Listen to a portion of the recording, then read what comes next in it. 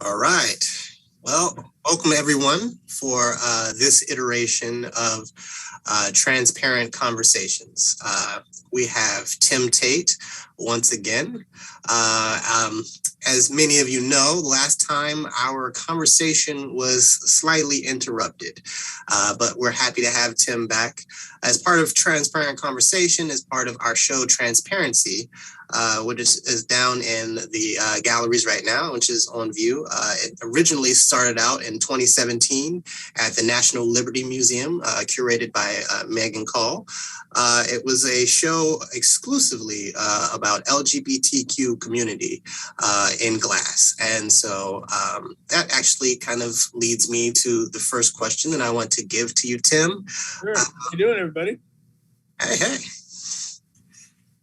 What does it mean for you to be in a show like Transparency that explores the sexual identity of the artist? Well, it seems amazing to me that it took until 2020 or 2019 to occur, 2017, but we're so happy that it did finally occur.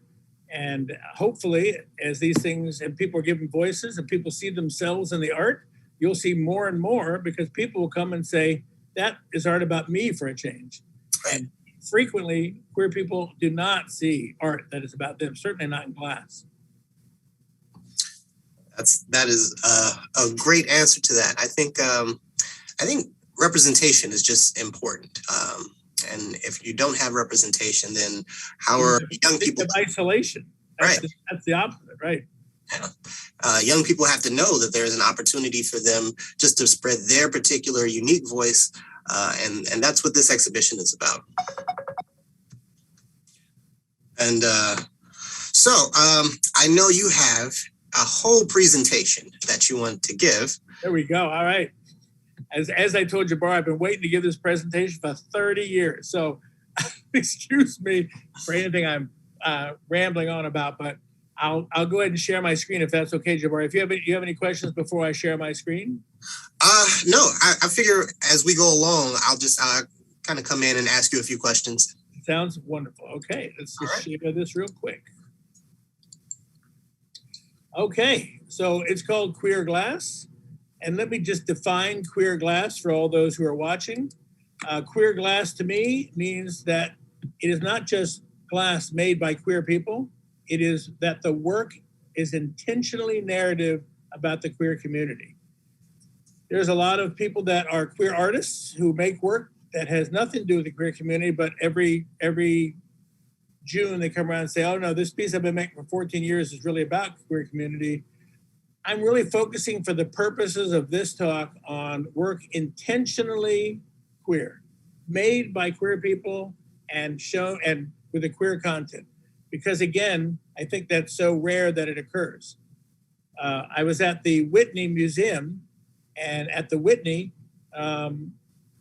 they had a Paul Cadmus show, and I realized that all of the lives of queer people that are, the history has been destroyed, either by families who wanted to kind of whitewash it or just taken down. So that was my original impetus. I started at Penland School of Craft in 1989. I had never even heard of it. I went because in 1989, or just prior to that, I got a terminal diagnosis. And they said I had 1 year to live. And I thought, in this year I have been living other people's idea of what my life was. And it was time for me to do what I'd always wanted. I'd always wanted to work with glass ever since being a kid at Cornell Museum when I was 8 years old somewhere in the 60s there. So I went to Penland, and the first day I was there, they said, hey, there's another gay glass artist here. Someone told me he lives right nearby. And he comes in for the Thursday dance. And I was going to tell him he's really very handsome, really sweet. And I just had this dream of being another glass artist together. And so I was going to tell him on that Thursday night that indeed I too was gay. And on Wednesday, he went to a local shop nearby and took out a shotgun and blew his head off. And that was the last gay man I saw in glass for 15 years.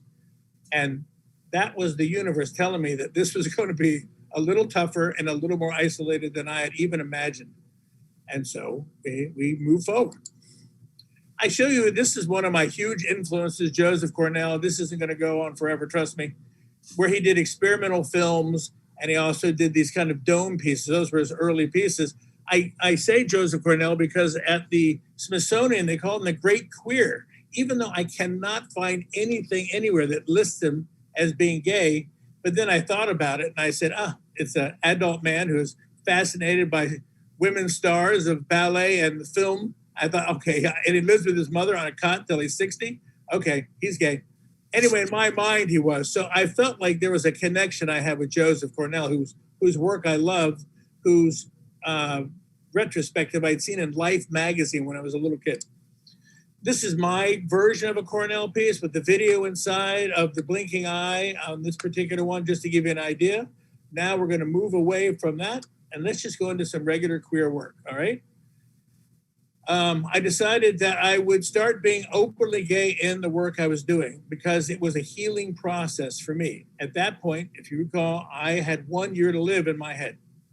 And if you have 1 year to live, you're going to make stuff that is meaningful to you, and you're going to make it fast. So I felt like I had a blowtorch behind me, and I was making a lot of queer content work.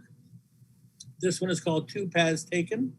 That is not a cross on top. That is a plus sign because I was HIV positive.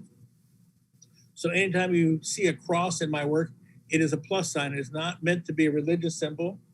And on the interior of that, you see a magic 8-ball where you could divine the future of what might happen. The outer dome tells the story of my life, of how it changed after becoming HIV positive and what happened. And my life was totally disrupted on that moment. The inside dome tells the story if on that day I had been told I was negative. So I have two stories of what my life was or might have been like. And that's what this particular piece is about. And by the way, neither is better than the other. I'm very measured in my response to what it would have been like. I've started doing the video domes. You see my heart is trying to be stable. I'm holding that plus sign. I was trying not to freak out. Over here, you see this mum mouth. I mean, frequently I felt like I was gagged, like I couldn't speak, not gagged literally, but I didn't have the ability to speak out what I was trying to go through. And my heart was pure and beating, even though I was positive. So that's how it started out like that. During the AIDS crisis, I lost 14 close friends, and 9 of them are in 1 year. And this is the bowl I did called 9 Months, 9 Souls. A bizarrely difficult piece for me to do, not because of the technique, but because of the content. It was a tough bowl to make. Let's move forward. I got so obsessed with positive symbols that I just kept doing them everywhere. And at the time, people believed at the time, and I'm sorry to make queer ingrained and intertwined with the AIDS crisis, because it certainly wasn't always by any means. However, in my life, they were completely intertwined because both happened simultaneously. I became a glass artist and became HIV positive at the same moment. So I don't mean to imply that queer glass in any way is always necessarily about HIV, and you'll see later on mine move away from that to an extent. But at that time, that's all I could get in my head. On these, I would mirror these blown kind of half domes. I'd have them all mirrored. Then I'd look at the beautiful fractals and the reflections, and I would put these up because we were doing imaging exercises at the time. And the imaging exercises were, I would make small glass viruses and I would smash them so I could imagine this. This was thought to be healing at the time. I don't know if it was, but I'm still here. So maybe that's what did it. I don't know. So I did a lot of these because I like fractals, and I liked how you notice some things were HIV positive, some things weren't in these series of cells that I put in these fractal units. Of course, I also wanted to try to encase them in my mind, right? I had these HIV positive cells, like you see all the little white cells over there, and I wanted to kind of encase them in my own story. So I would tell these stories around each one and etch them into the domes to kind of take all those cells and imprison them so that I could be safe from them. Each of the stories is different, usually about loss, usually about finding strength through loss. And I made so many of these because each time I did, it was healing to me. And I wanted to kind of feel that healing capability, you know?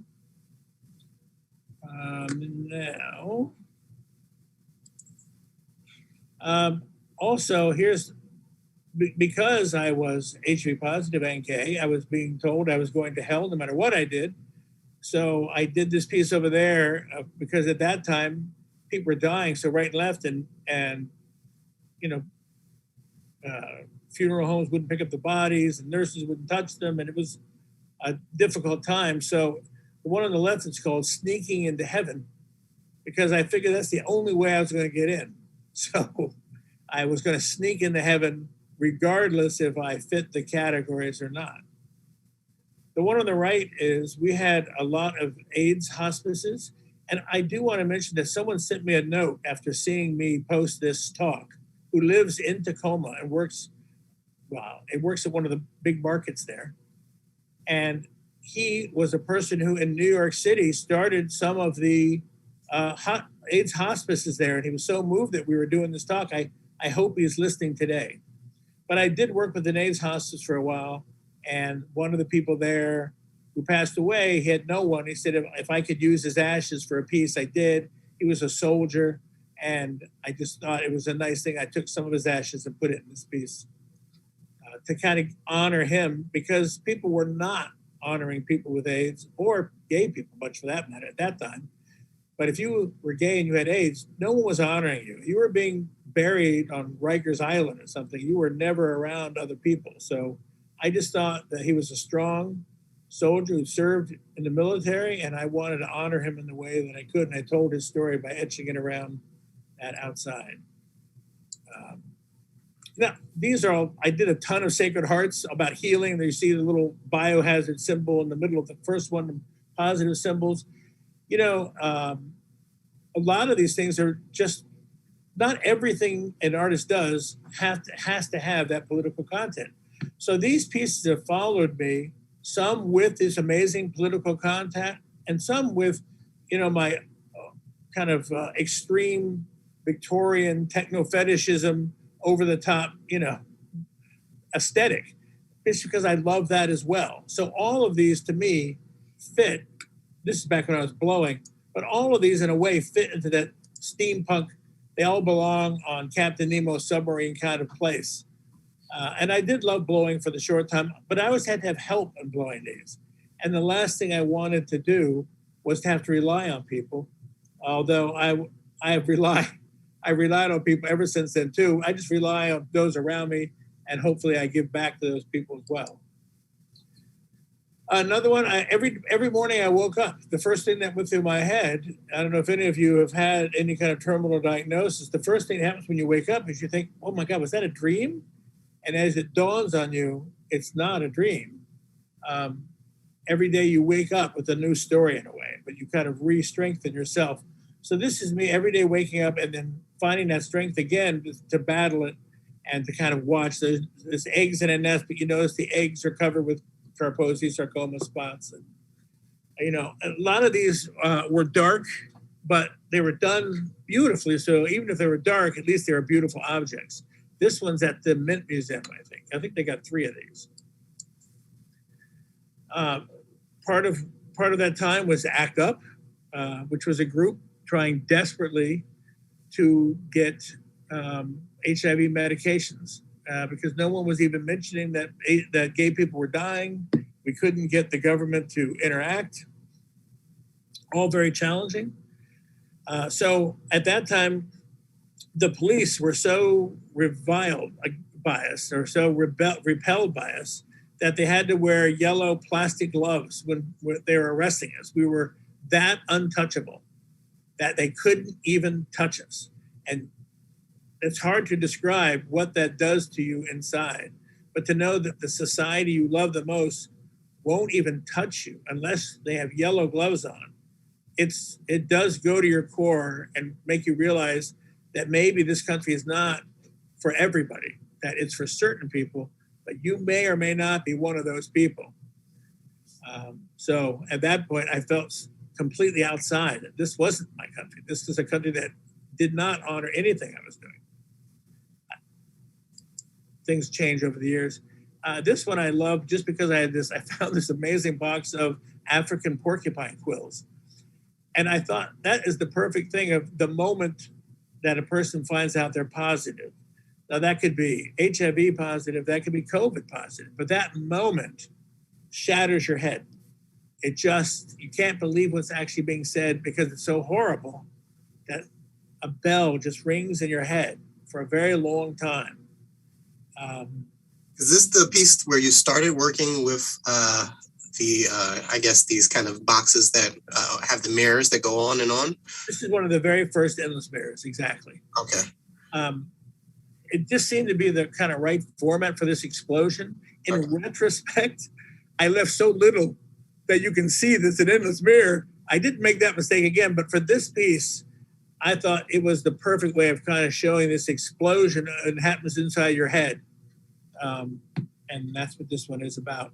Can you talk a little bit about, I guess, this technique and I guess what it means to you?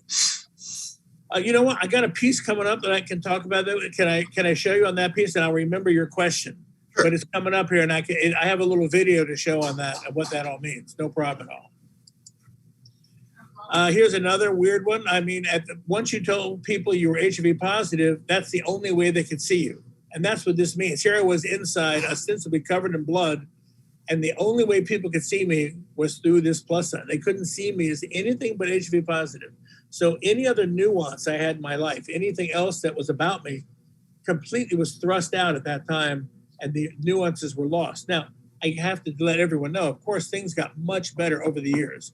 We're in the 90s here. At that point, this is before the cocktails came. So keep in mind that is a very different time. So if you're listening and you're gay, especially if you're newly positive, it's a different world, and be thankful. Just look at this as history, not as something that's going to be happening. This one I did, since I didn't know whether I was going to heaven or hell, because I was being accused that I was going to hell all the time, and I thought I was going to sneak into heaven. Since I wasn't sure, I made this is about 18 inches high. It's a big thing, and you spun it to see, on one side you see demons coming out of hell, on the other side you see angels coming out of heaven, and you spun it to see if you're going to go to heaven or hell. And it was ultimately bought by a pastor, which I thought was really a nice thing to go to. I don't know where I would have fallen on his line, but for me, it was a great way to see as you spun it. It was perfectly balanced, so it really spun, although it weighed. That's all steel and solid, 10 or 8-inch glass globes. It's a heavy piece. But that was just a fun way to try to figure out, am I going to heaven or am I going to hell? Let's find out. I put this one up, one of my favorite ones, called A Century of Longing. I do it because this is the first time 2 men were ever recorded dancing in history on a video, right? So here we are. It's 1895. It's Thomas Jefferson's studio. And he has a violinist there. And he wants to see if sound and motion sync up in a film, because at that time, no one knew it, 1895. So he has these 2 gentlemen get up from his studio, and they dance for 85 seconds. And they look very contemporary. They have, khaki pants and button-down vests and white shirts. They have kind of short, contemporary-looking hair. And there they dance for those 85 seconds. Probably it was almost meaningless to them. It might have been funny. It might have been, just part of their job. But there is no way that they could have known that the 85 seconds they did in 1895, that this would become an iconic moment to a whole group of people that had no history, that they couldn't even imagine would stand as a group of people. And so here we are, their great grandkids are past, and yet they dance on. And it now, over the years, it probably looked different, might look funny, might have been horrifying, who knows what people thought over the years. But now you look at it and it's almost sweet. It's like your great-great-grandfathers were caught dancing, and it's just a beautiful kind of image. And I love this. This is from the Library of Congress, by the way. It was also in the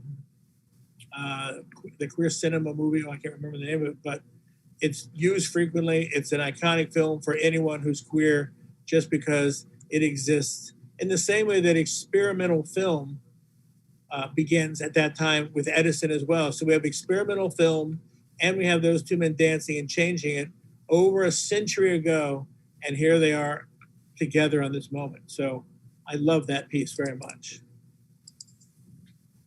I did a lot of these queer beginning films because queer people had no role models on screens, right? There's nothing you could see except for a few mincing people or some super, butch women who are in prison. There were very few positive role models. So gay people would reach out to things, even if they weren't intended to be. Like the top left is Laurel and Hardy snuggling into bed. There was never really, it had a tongue-in-cheek kind of sort of gay, but that was really done. But gay people watching that, who were couples, saw them as sweet. They didn't see it as funny. It was a sweet moment of their lives. And that's what you had to do, because there was no movie that was going to show the sweet side of being gay. Here's two lesbian ones. One's a vampire one. There are very few sweet ones, although there's that wonderful moment with Marlene Dietrich bending down and kissing the woman in Blue Angel. But that's what we had to do back then. We had to look for, and I wasn't alive back then, but those queer people back then had to find their own images so they could feel what their life was like. I worked on designed the New Orleans AIDS Memorial because I was in New Orleans at a bar, and the two people next to me started chatting with me, and they were the newly formed committee to design or to accept designs for it. And on a cocktail napkin under a Mai Tai, I said, I got a great idea. And I didn't until they said they were designing for it. And so this is a piece that is in New Orleans in the French Quarter in Washington Square. It was the faces of those people who'd been affected by AIDS, cast of different people in the families or people who are still alive or whatever that is. It was a slightly different version of it, and I passed that on, and Mitch Godet down there cast the glass. His girlfriend, who I'm sorry I can't remember her name, did the metal, and that became the focal point of the AIDS candlelight vigil that they do every year down in New Orleans. I don't know if they still do it, but at that time they did. So it's also on NCI New Orleans, if anybody wants. I always walk by it all the time. All right, so that's just give you an idea. And by the way, for those people thinking of going into public art, in particular with the queer content, oh my God, this one took 8.5 years, something like that, about 8.5 years to come to fruition. It was a painful process. We have a thing called Queering Sound here in DC. It happens every year. So I found this wonderful Anita Bryant record called The Battle Hymn of the Republic, and I cast it in glass, using it as a mold. So you can still run a needle across it, but it was very distorted. But I wanted her voice as distorted as she made this country. So while her voice was terribly distorted, so was everything she said. So I thought it was the perfect way to show the distortion. We would play this record of her being completely distorted with what she believed America was. So after going to the Whitney and seeing those portraits by Paul Cadmus, I wanted to go back and capture images from queer life as well, like the piers on Christopher Street. It was a cruising place. Dead again now, it doesn't exist. I'm sure it's now some huge venue to lease out for events. But back then it was just this very strange little pier. And those were friends of mine. You see, these are models of the friends of mine who were there. It's just one of the kind of things that is kind of lost. Is it polite society? No, but it's still our history. It doesn't matter if it's polite. It doesn't matter if it's someone else's idea of what's appropriate or not. It is a history that is gone. And I encourage everyone who has those kind of histories to bring them back to life. I did this one, Is There Gods Among Us? And I did a self-portrait, not to say I'm a god, but that if there were gods among us helping people, they would just look like regular Joes. They wouldn't look like, golden beings in the sky. They would just be regular people like you see now with essential workers, like you saw back then with AIDS hospice workers. They would be regular people doing unbelievably difficult, challenging, but beautiful things. So that's what this particular piece was about. Now we're up to transparency here. In transparency, I put two pieces in. One is called Where We Hide From No One, and I wanted to dream of the day where we did not have to hide in the bushes like you see here, peering out so no one would see us. I wanted to dream of that day where that was no longer something that we had to do. And that's what this piece was all about. It's a video there of an eye blinking in the middle. Now, the next one, Jabari, answers your question. Oh, no, it doesn't. I forgot I had an identity series where I just wanted to be as in your face as possible. I didn't want any nuance. I wanted it to show the pride. I have trans pride. I've got queer girl. I've got all these different ones. I wanted everyone to know that there was, just by the sheer identity of the word, by redefining the word, I could take that power back and make it something to celebrate. So that's what this series was about. Sorry about that. Now, here we go. All right. So on these, this is called We Rose Up. This is a piece that is in transparency. I think one of the best pieces I've done. And hopefully this will be one that'll end up with Tacoma. And this piece, why do I work in these endless mirrors? Well, for me, an endless mirror shows a history. So it's either into the past or into the future. For me, it always seems like the past is in darkness and the future coming up. Just to give you an idea, here is the depth of what you see in there. Now, also, what you see there, you and I, all of us know, it is just a trick of the eye, right? It doesn't exist in reality. There's no 4-foot tunnel behind that wall. It only exists in the viewer's mind and nowhere else. Because of that, we can ascribe to it any physics, any realities we wish. So in my endless mirrors, there we are again. There's all the people I lost to AIDS. There they are, alive again, saying, thank you. Thank you for remembering us. Yes, we're doing okay, and we're still here. Never forget what happened. So when I see that tunnel, there they are now, smiling back at me. There they are again, saying that they won't be forgotten. So why do I use those tunnels? Because it just seems to be a magical place, Jabari. In other words, it could be anything that the viewer wants to imagine it to be, because it's an imaginary space. Unicorns can live in the thing. It's whatever that person decides is their reality is what's in that space. Yeah. Well, that specific sculpture, you're using the Da Vinci's drawing of the Vitruvian Man, which is supposed to have the ideal proportion. So it's a human ideal. And so that's a human ideal with the plus mark on it. Can you elaborate on that? Of course, because here we are. This is the perfect man, right? Mm-hmm. I say the perfect man can be HIV positive as well.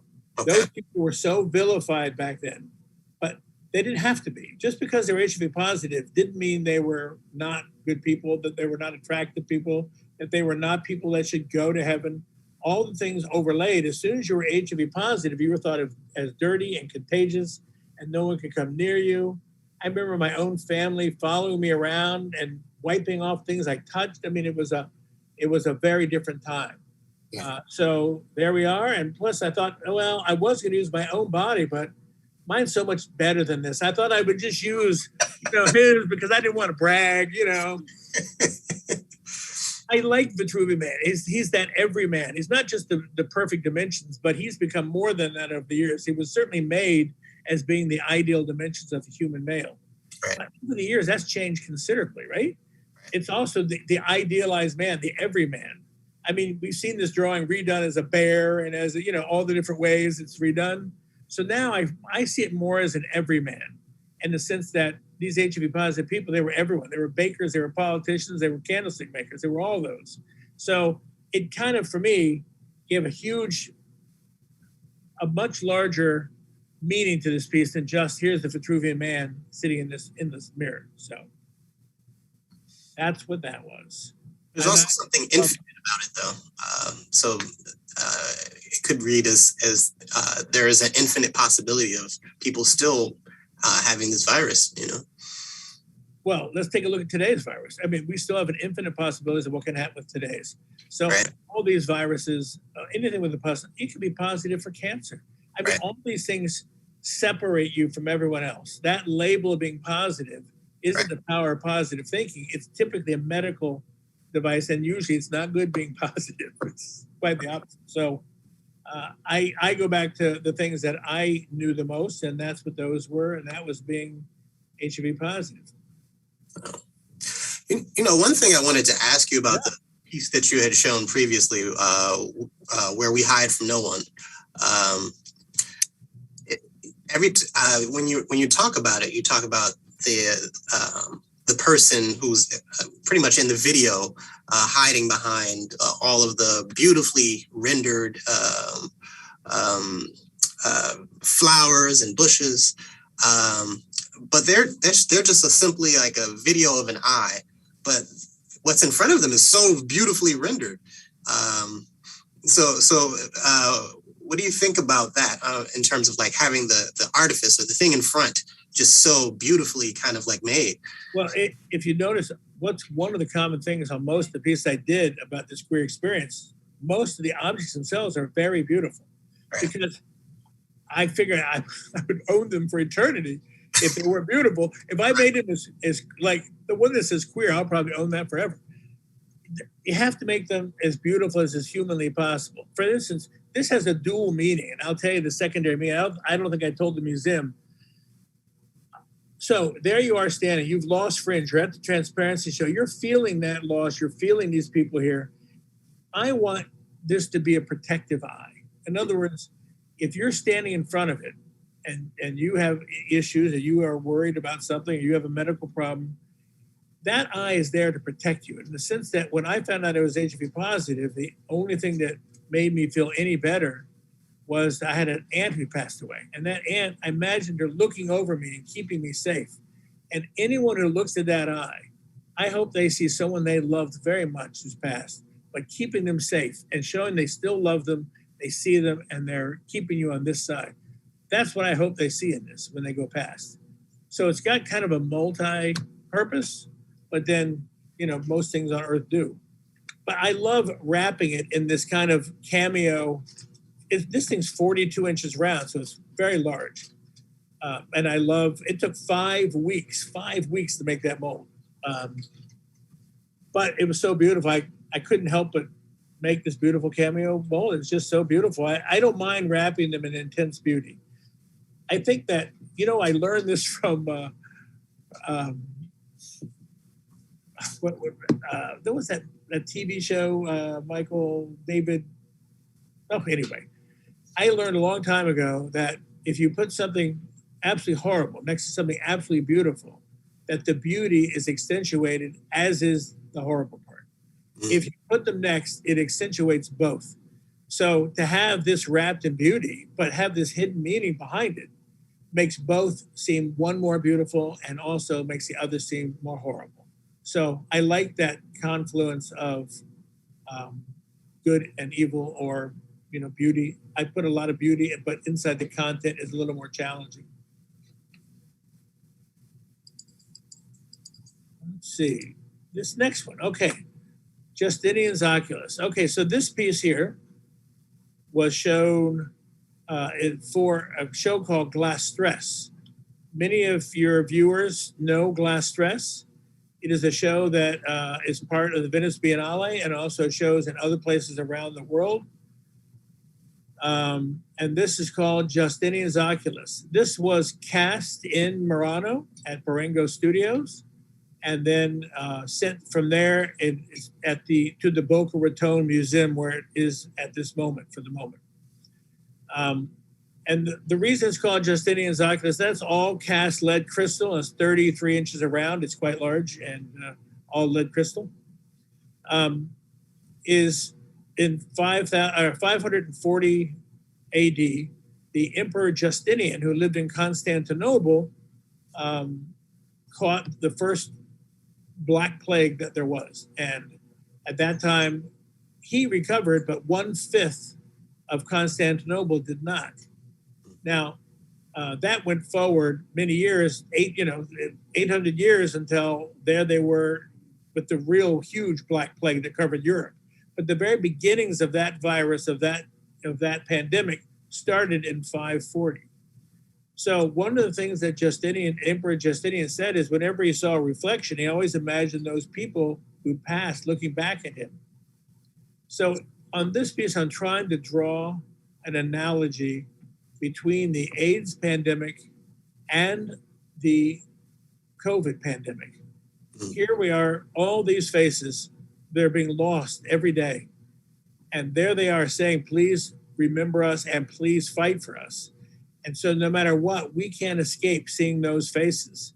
And that's what we're seeing in Justinian's Oculus. That's his mirror with all those people passed away. And that's our current mirror now. This piece is also headed to the Hermitage in St. Petersburg, Russia. It'll be there in September. So if anyone's going to the Hermitage, please take a picture for me, because I don't think I can get there, but I'm very happy that it will be part of that show. And it'll be traveling. I'm sure it'll be at the Venice Biennale in April 2022 is the next one. And I'll be showing there with Michael Janis a very large piece, much larger than this. All righty, let's move forward here. Oh, this is just for, I knew we had glass people watching, so this is some mold pouring for people. These are the wax positives of those. They use this beautiful rose-colored wax over in Italy, which I can't get enough of. I can't even find it here. It's so beautiful. And so these are them as wax. And I do this one. This one came out of the mold.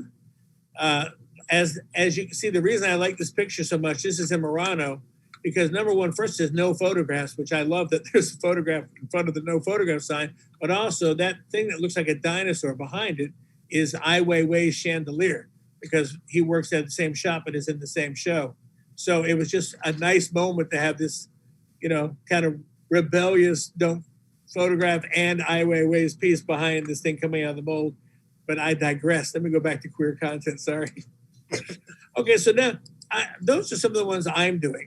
And those are some of the ones I've done over the years. I've done about 3 times that much. I also always do these kind of Victorian techno-fetishist pieces. That's part of my aesthetic for the Endless Mirrors, by the way. The Victorian techno-fetishism, the domes with the videos.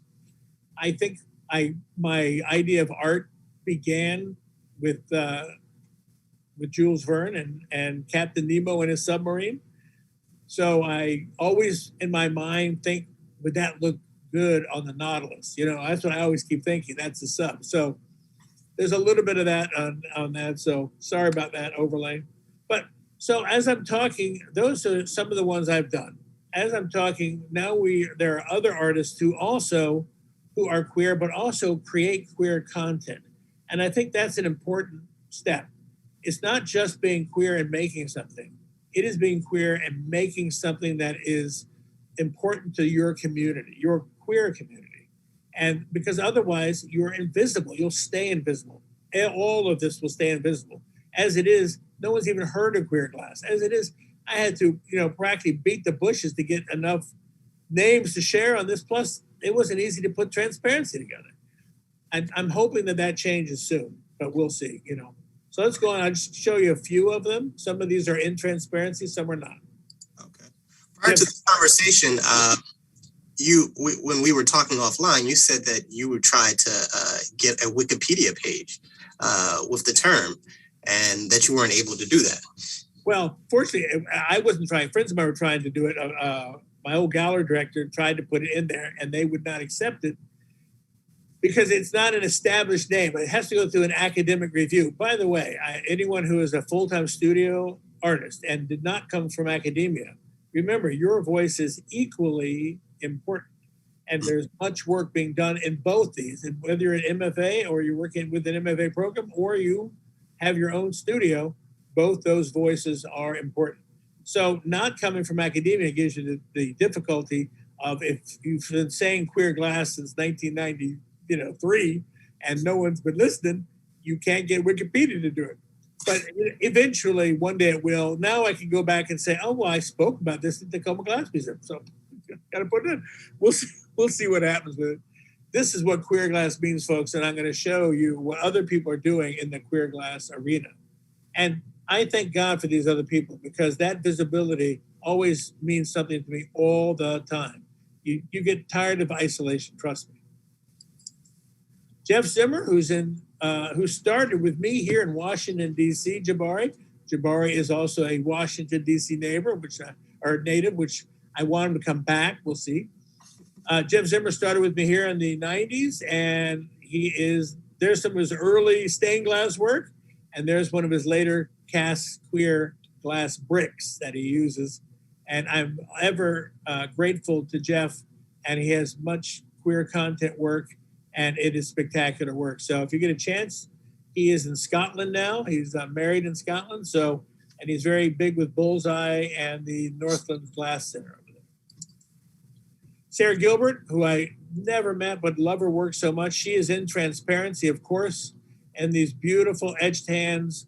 That's her hand and her wife's hand with their wedding bands on, and they have the metric thing showing that they're in sync with their I just love this piece. I can't wait to meet Sarah, and I think her work really speaks well of queer artwork. Joseph Cavaleri, who you had on just a few weeks ago, who questions, what do we worship? What are our idols? What is important in your community? In his spaces, they're 50s pinups and Jackie O. So, I love people that are responsive to their community, and that's very responsive to his community. So there we go, their community. Abel Tamas, who is, he's part of the New Glass show that was at Cornell. And he carries this around so you can see the reflection of things through this rainbow mirror that he carries with him everywhere. And his entire thesis, I think, is based on this. Wonderful artist, and I think he's the Czech Republic, but I'm not 100% positive. Matthew De Perez and fag signs. I mean, you can't get more in your face than fag signs. He had it at Heller Gallery of all places, which is wonderful. I think he maintains it. And Matthew, who finished his MFA, I think it was, down in Australia, joined with several drag queens up in New York. And that's Debra Charesco, who won the first season of Blown Away and started his fag signs. And I love him for it. I think it's just, every now and then someone does something like that, and I can't be more appreciative. I shook his hand up in SOFA one year just to say how much I really love what they're doing. Shakith, who is a person who graduated in 2020 from the sculpture department at Yale.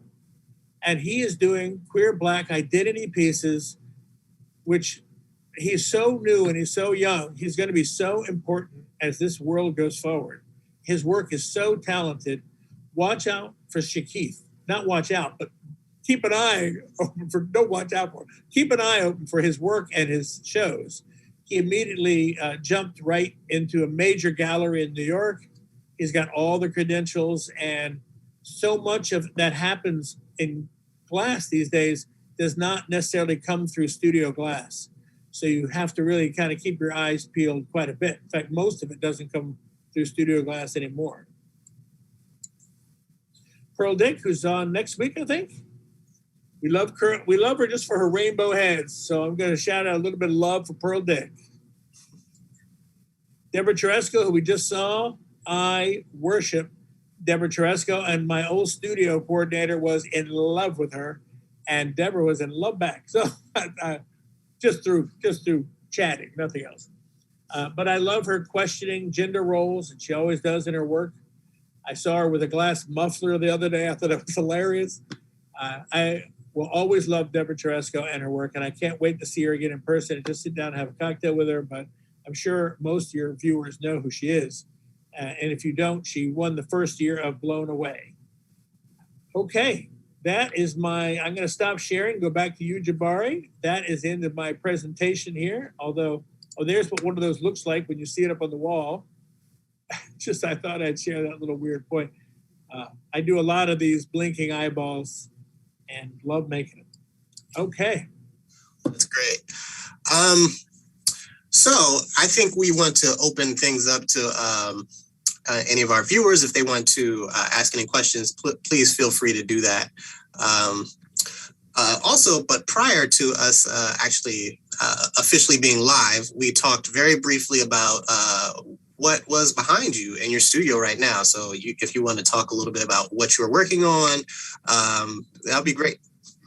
You know, during COVID, we flourished and we pivoted heavily, and we knew what we were doing. We were very directed. And what you see back there is an endless mirror against war, that one there. I had the frame painted at Mako to be Mary Kay Cosmetic Cadillac Pink. I was trying to de-intensify war. There's some lenticular, some video work. Here's some work by Michael Janis. Our studio is in Mount Rainier, but not the Mount Rainier in Washington State. We are over in Mount Rainier outside Washington. I mean, Washington, D.C. So we're the other one next to Tacoma. So you have a doppelganger on the East Coast, but we were here first. We are the Mount Rainier, Tacoma, and Washington of the East Coast. So that's where our studio is. And of course, anyone here is welcome to visit us at any time. Just give us a buzz and schedule it up. So especially Jabari, who's going to be here hopefully in October. I'm hoping. Well, can you tell us a little bit about the Washington Glass Studio? Yeah, we started 20 years ago last month. We are now 20 years and 1 month old. And we started intentionally as a non-studio glass studio as an experiment to see what would it be like if it wasn't hot glass, if it wasn't functional work primarily, it was mostly sculptural. We decided to kind of do things a little differently to see what the experiment would take us to. We thought we'd last a few years and then move on. But here we are 20 years and 1 month later, and we're still doing it. So for us, it gave us everything we wanted to do, which was no boundaries. We weren't hemmed in by the aspects of studio glass at all, and we could pretty much do what we wanted. We didn't dislike studio glass. We loved studio glass and knew most of the people making it, but we just wanted to try. I was already an outsider. We just wanted to try what it would be like to have the studio start that way, and we did. And so most of the people come through here don't really see, most of them don't even know studio glass. Most of them are coming in because they're learning things for the work they're doing that moment. They will learn exactly what they need to know for that project. And we've had over 5,000 students go through here. That's a lot of people in 20 years. Well, we have a question from our curator here at Museum of Glass Tacoma, Katie Buckingham, and she wants to know, she said, first of all, thanks for sharing your story with us, Tim. And she would love to hear your thoughts on where glass is headed in the next 10 years, or at least should be headed. Well, there's one interesting thing that's going to be happening. I'm working with William Wormus on this, who's the former curator at Cornell and certainly wrote many of the books on the glass artists and studio glass that you know. He and Tina Oldnow were the curators of the Lustanza show that happened in Venice last year.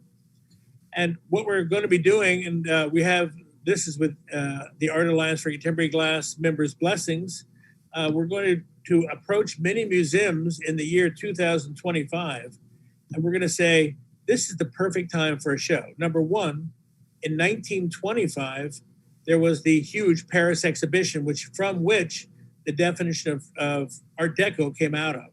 So it was a major turning point. Everybody 25 years into a century wants to examine how things have changed. So this is the perfect time to get hold of different museums and say, how is the glass in the 21st century different than glass in the 20th century? It's changed, but how's it changed? And each museum can figure out how they'd like to do that. You can take pieces from your major studio glass people from the 20th century and put them side by side with an artist in the 21st saying something similar, but how it's changed. There's a lot of ways that can happen, and we do hope that will occur. Another thing that's happening in glass, certainly more and more, is these huge artists in fine art are being given access to glass, or they're choosing to work in glass. So like we see Ai Weiwei and his gigantic, 1 meter cube of cast glass. We see, so many different artists working in that world. So we're going to see work that we never even had anticipated. And I would even say that the work that is being made now is every way as spectacular as some of the work made in the 20th century. In fact, some are more so. If you go to the international art fairs, there is more and more and more glass. It is now like the material of choice among many of the kind of fine artists. So I think we're going to see that, what they say, where they're going to break down the studio walls.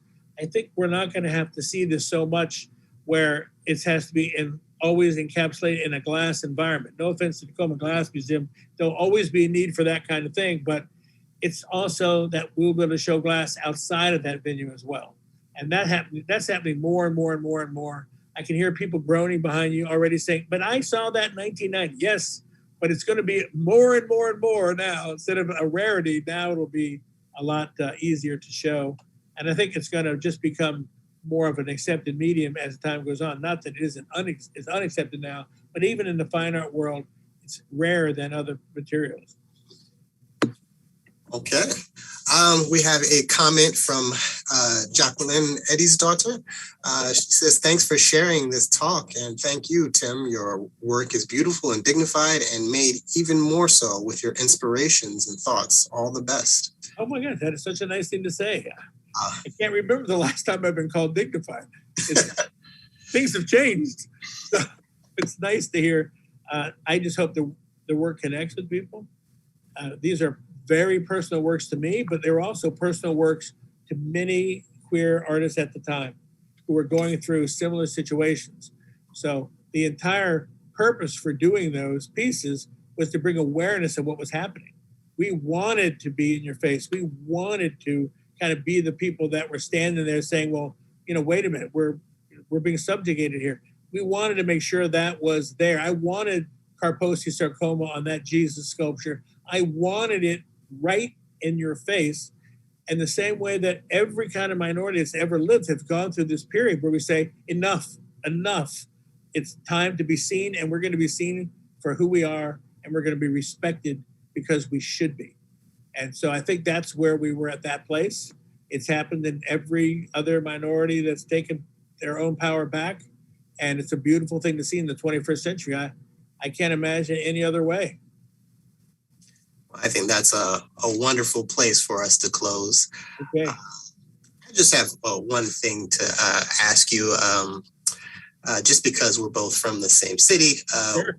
What role does being in Washington, D.C. or the nation's capital play in your work?